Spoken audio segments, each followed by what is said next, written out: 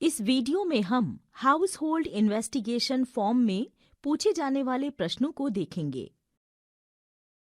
प्रश्नावली को प्रत्येक हाउस होल्ड सदस्यों के लिए अलग से भर्ती करने के लिए डिजाइन किया गया है, जो वर्तमान में पल्मोनरी टीबी इंडेक्स मरीज के साथ रहते हैं। इस प्रश्नावली में पहले खंड का शीर्षक फील्ड स्टाफ डिटेल्स है।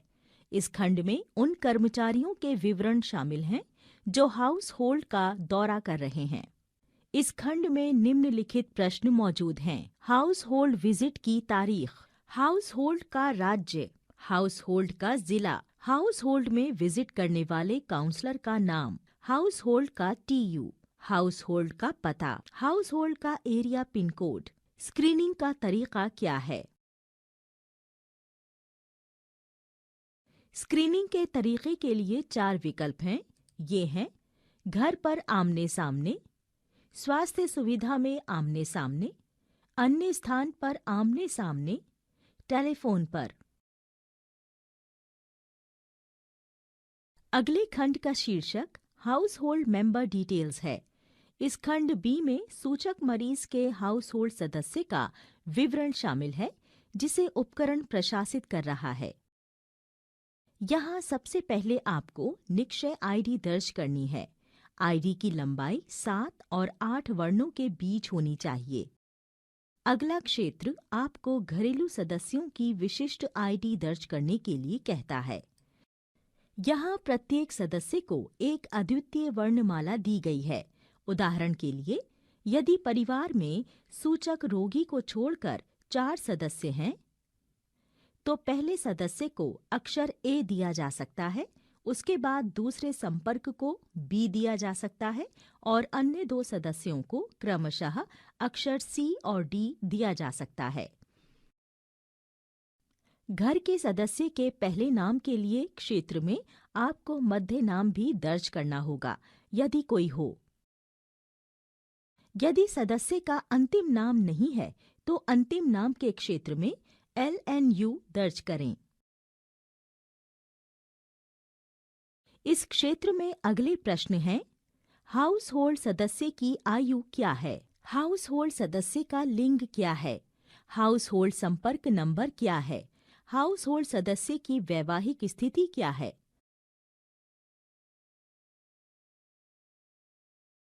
सूचक रोगी के साथ हाउस होल्ड सदस्य का क्या संबंध है? हाउस होल्ड सदस्य का व्यवसाय क्या है? अगला प्रश्न पूछता है कि क्या आपने पहले कभी टीबी निवारक ट्रीटमेंट लिया है या आप वर्तमान में टीपीटी ले रहे हैं? अगर यहाँ प्रतिक्रिया नहीं है, तो फिर काउंसलर को अगले भाग में जाना चाहिए, जो कि house hold member TB screening है। अगर प्रतिक्रिया हाँ है, तो फिर आप उसी खंड के अगले प्रश्न पर जाते हैं। अगला सवाल ये है कि आपने टीपीटी की दवा कब ली? यहाँ 2 विकल्प वर्तमान में और पहले हैं। अगला प्रश्न ये है कि हाउस होल्ड सदस्य को किस प्रकार का परहेज दिया गया था?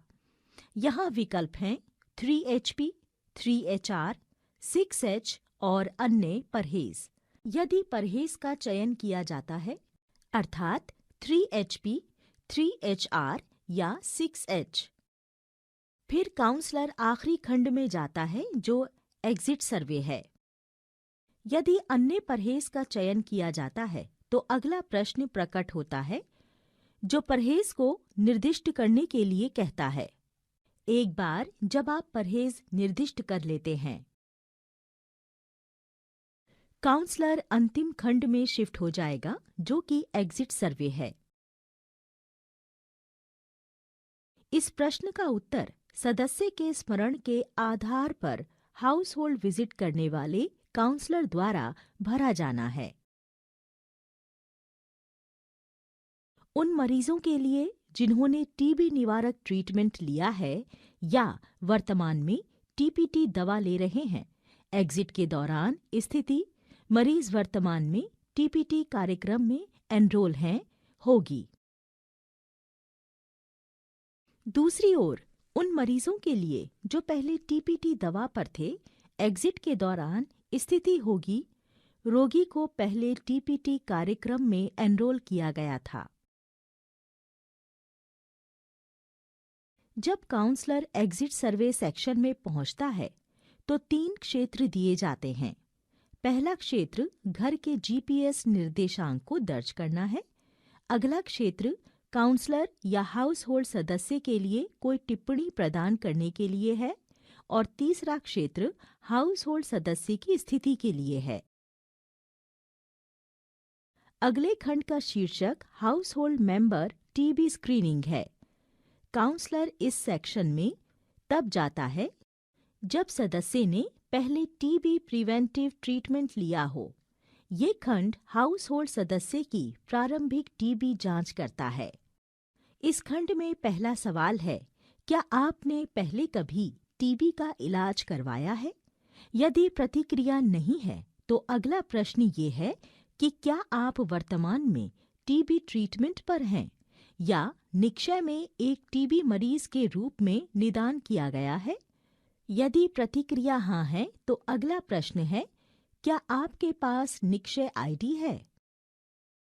हालांकि यदि इस प्रश्न के लिए क्या आप वर्तमान में टीबी ट्रीटमेंट पर हैं या निक्षय में एक टीबी मरीज के रूप में निदान किया गया है, यदि उत्तर नहीं है तो काउंसलर अगले भाग में जाएगा जो है house hold member comorbidity end TB symptoms. अगर प्रतिक्रिया हाँ है तो अगला प्रश्न पूछता है कि क्या सदस्य के पास निक्षय आईडी है। यदि सदस्य के पास निक्षय आईडी है तो अगला प्रश्न उनसे अपनी निक्षय आईडी प्रदान करने के लिए कहता है। यदि सदस्य के पास निक्षय आईडी नहीं है तो अगले भाग से प्रश्न पूछे जाते हैं, अर्थात house hold member comorbidity end TB symptoms. अगले खंड का शीर्षक household member comorbidity end TB symptoms है। ये खंड हाउस होल्ड सदस्य की सहरुग्णता को दर्शाता है। यहाँ सर्वे से बाहर निकलने से पहले सिर्फ उनकी एचआईवी स्थिति को देखा जाता है, यानी आपका एचआईवी टेस्ट नतीजा क्या है। यहाँ विकल्प हैं पॉजिटिव, नेगेटिव और अननोन। जिन मरीजों ने अपनी निक्षय आईडी दर्ज की है उनकी स्थिति होगी निक्षय में रीट्रीटमेंट या नए टीबी मरीज अधिसूचित। जिनके पास निक्षय आईडी नहीं है उनकी स्थिति होगी निक्षय आईडी के बिना रीट्रीटमेंट या नए टीबी रोगी। अगला प्रश्न केवल उन सदस्यों से पूछा जाता है जिन्होंने निक्षय में क्या आप वर्तमान में टीबी ट्रीटमेंट पर हैं या टीबी रोगी के रूप में निदान किया गया है के लिए नहीं चुना है। प्रश्न ये है, क्या आप वर्तमान में निम्न में से किसी का सेवन करते हैं या पीते हैं? यहाँ विकल्प हैं शराब, तंबाकू, कोई नहीं और अन्य। इस प्रश्न के लिए लागू होने वालों का चयन करें। यदि कोई सदस्य अन्य का चयन करता है तो अगले प्रश्न में उन्हें उत्पाद निर्दिष्ट करना होगा। अगला प्रश्न है, क्या आपको निम्न में से कोई मुख्य चिकित्सा स्थिति है? यहाँ विकल्प हैं silicosis, anti TNF treatment, dialysis, प्रत्यारोपण, मधुमेह, उच्च रक्तचाप, कोई नहीं और अन्य। यदि कोई सदस्य अन्य का चयन करता है तो उन्हें अगले प्रश्न में रोग या स्थिति का नाम निर्दिष्ट करना होगा जो कृपया अन्य को निर्दिष्ट करें पूछता है। अगला प्रश्न पूछता है कि क्या आप वर्तमान में टीबी के किसी लक्षण से पीड़ित हैं? यदि नहीं का चयन किया जाता है और सदस्य की आयु 5 से कम है, जो खंड बी में दर्ज है, फिर प्रश्नावली house hold member TPT initiation शीर्षक वाले अनुभाग में स्थानांतरित हो जाती है।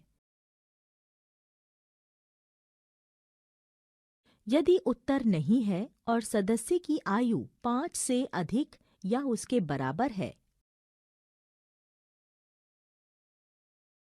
फिर अगला प्रश्न होगा IGRA या ईग्रा परीक्षण की स्थिति क्या है। ये फिर से केवल उन जिलों के लिए लागू होगा जहां IGRA या ईग्रा उपलब्ध है। अन्य जिले ईग्रा को अनुपलब्ध चिन्हित कर सकते हैं। इसके अतिरिक्त यदि IGRA या ईग्रा के परिणाम नेगेटिव हैं, तो ऐसे संपर्कों के लिए एक्सरे भी करना होगा। यदि प्रतिक्रिया हाँ है, तो अगला प्रश्न होगा, आप निम्न में से किस लक्षण से पीड़ित हैं? यहाँ विकल्प हैं वर्तमान खांसी, बुखार, वजन में कमी, 6 वर्ष से अधिक आयु के लिए, वजन का ना बढ़ना, 6 वर्ष या उससे कम आयु के बच्चे के लिए, रात को पसीना, थूक में रक्त और अन्य। अगला खंड केवल उन लोगों पर लागू होता है जिन्होंने टीबी के लक्षणों के लिए हाँ चुना है, जिसका शीर्षक household member TB test है। यहाँ पहला सवाल है, क्या आपने कोई टीबी टेस्ट किया है? यहाँ 2 विकल्प हैं। यदि नहीं चुना गया है, तब काउंसलर सर्वेक्षण से बाहर निकल सकता है। नहीं का चयन करने वाले सदस्यों के लिए बाहर निकलने की स्थिति होगी। टीबी के लक्षण वाले मरीज को रेफर किया जाएगा। यदि हाँ का चयन किया जाता है, तो परीक्षा परिणाम से संबंधित कुछ टीबी परीक्षण रोस्टर प्रश्न पूछे जाएंगे। रोस्टर और कुछ नहीं बल्कि बार बार पूछे जाने वाले प्रश्नों का एक समूह है। ऐसे में टीबी का पता लगाने के लिए टेस्ट किए जाएंगे। ये सुविधा इसलिए जोड़ी गई है क्योंकि कुछ परिदृश्यों में टीबी के लक्षणों से पीड़ित हाउस होल्ड संपर्कों ने टीबी की पुष्टि या इनकार करने के लिए कई परीक्षण किए होंगे। रोस्टर में पहला प्रश्न परीक्षण के प्रकार के बारे में है। यहाँ विकल्प हैं chest X ray, CBNAAT, AFB, smear microscopy, Truenat और अन्य। यदि छाती के एक्सरे का चयन किया जाता है, तो अगला प्रश्न है, छाती के एक्सरे का परिणाम क्या है? यदि CBNAAT का चयन किया जाता है, तो अगला प्रश्न है, CBNAAT टेस्ट का परिणाम क्या है? यदि AFB का चयन किया जाता है, तो अगला प्रश्न है, AFB स्मीयर माइक्रोस्कोपी टेस्ट का परिणाम क्या है? यदि ट्रूनेट का चयन किया जाता है, तो अगला प्रश्न है, ट्रूनेट परीक्षण का परिणाम क्या है? यदि अन्य का चयन किया जाता है, तो अगला प्रश्न है, कृपया अन्य को निर्दिष्ट करें। और फिर आपको परीक्षण परिणाम को जोड़ना होगा। एक बार परीक्षण परिणाम को जोड़ने के बाद आपको निम्नलिखित प्रश्नों का उत्तर देना होगा। किस तारीख को परीक्षण आयोजित किया गया था? परीक्षण करवाने में किसने आपकी मदद की? कृपया एक्सरे वाउचर आईडी या CBNAAT निक्षय आईडी या किसी अन्य आईडी का उल्लेख करें। टीबी रोस्टर के प्रश्न यहीं समाप्त होते हैं।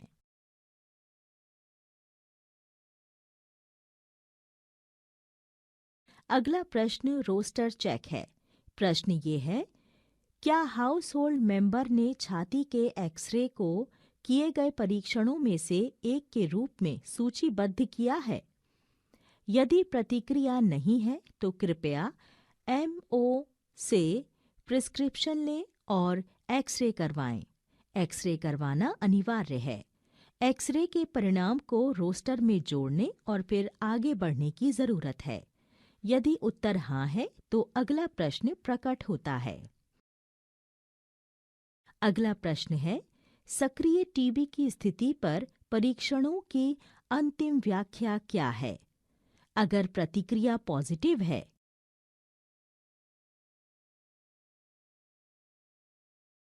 तो सर्वे से बाहर निकलें।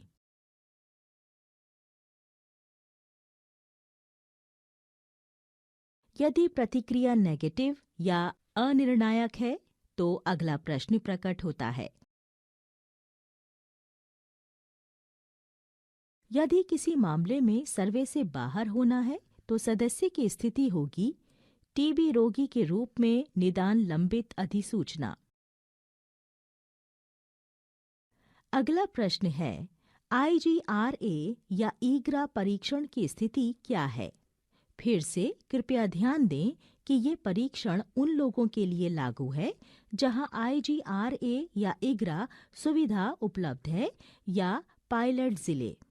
यदि प्रतिक्रिया है माइको टीबी बसी पुष्टि या IGRA या ईग्रा अनुपलब्ध है तो अगला प्रश्न एक्सरे स्क्रीनिंग की स्थिति के बारे में है। यदि प्रतिक्रिया माइको टीबी बसी नहीं मिला है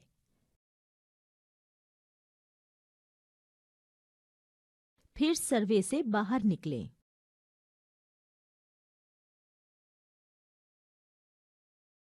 यदि सर्वे से बाहर होना है तो मरीज की स्थिति होगी टीबी रोग सूचक IGRA या ईग्रा नेगेटिव यदि सदस्य वर्तमान में टीबी के किसी भी लक्षण से पीड़ित है। रोगी की स्थिति टीबी लक्षणहीन होगी। IGRA नेगेटिव कोई कार्रवाई की आवश्यकता नहीं है यदि सदस्य टीबी के किसी भी लक्षण से पीड़ित नहीं है। अगला प्रश्न है कि एक्सरे स्क्रीनिंग की स्थिति क्या है? यहाँ 3 विकल्प हैं, नो टीबी, एक्सरे अनुपलब्ध और टीबी सूचक। यदि प्रतिक्रिया नो टीबी या एक्सरे अनुपलब्ध है तो प्रश्नावली अगले भाग में स्थानांतरित हो जाएगी। यदि प्रतिक्रिया टीबी सूचक है तो एग्जिट सर्वे सेक्शन में जाएं।